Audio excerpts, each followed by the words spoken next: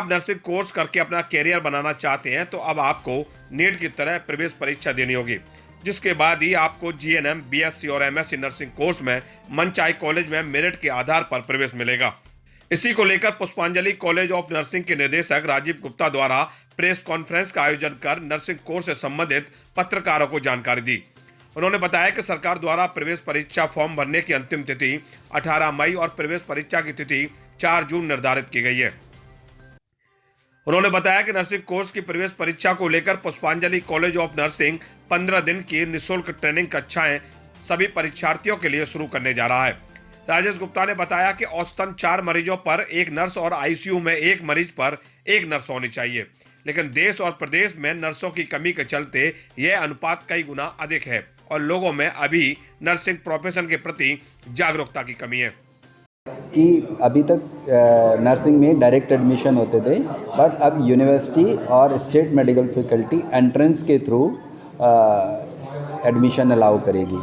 तो लोगों को जागरूकता होनी चाहिए, लोगों को पता होना चाहिए, वो इस भ्रम में ना रहें कि दिसंबर तक एडमिशन चलते हैं और हम कभी भी कॉलेज में जाके एडमिशन ले लेंगे।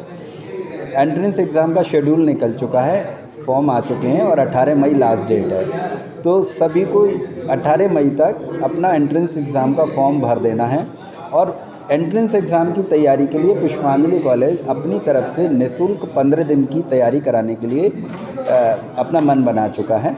और जो बच्चे बाहर से आकर तैयारी करना चाहते हैं उनको रहने की व्यवस्था भी निःशुल्क प्रदान कर दी जाएगी। क्योंकि इतनी अच्छी क्वालिटी के स्टूडेंट नर्सिंग प्रोफेशन को करेंगे, उतना ही आने वाले समय में हॉस्पिटल्स में अच्छा स्टाफ मिलेगा, लोग अच्छे से मरीजों का इलाज कर पाएंगे। अच्छा, यहाँ पे क्या है, नर्सिंग में सबसे बड़ी बात है कि आपको जीते जागते इंसान के साथ काम करना है, आपको मशीनों पे काम नहीं करना। अब कंप्यूटर साइंस वाले को तो कोडिंग करनी है, यहाँ पे ह्यूमन लाइफ को ट्रीट करना है, तो they have to be very very precious. उनको बहुत ज़्यादा सीखना है, बहुत ज़्यादा मेहनत करनी है, बहुत ज़्यादा काम करना है। कॉलेज के रजिस्ट्रार आशु यादव ने बताया कि विद्यार्थी नर्सिंग कोर्स करने के बाद हॉस्पिटल के अलावा टीचिंग के क्षेत्र में भी अपना कैरियर बना सकते हैं। गवर्नमेंट का न्यू इनिशिएटिव है कि एंट्रेंस टेस्ट के थ्रू बच्चों को लिया जाए, वो और नर्सिंग को प्रमोट करना भी ये चीज़ है। तो मुझे लगता है कि गवर्नमेंट का इनिशिएटिव इसलिए और है क्योंकि हमें चाहिए, नर्सिंग में अगर आप आते हो, ये एक नोबल प्रोफेशन है, बहुत प्योर प्रोफेशन है। तो अगर आप इस प्रोफेशन में आते हो तो आप में एक विल पावर, एक इच्छा शक्ति होनी चाहिए कि आपको ये करना है, तब आप किसी की सेवा कर सकते हो, अदरवाइज़ आप नहीं कर सकते। एंट्रेंस टेस्ट से पहले क्या है कि पेरेंट्स आके ज़बरदस्ती एडमिशन करा गए कि मेरा तो ज़बरदस्ती एडमिशन हुआ है, मैं आगे नहीं करूँगा, मुझे नहीं पढ़ना, मुझे करना ही नहीं था।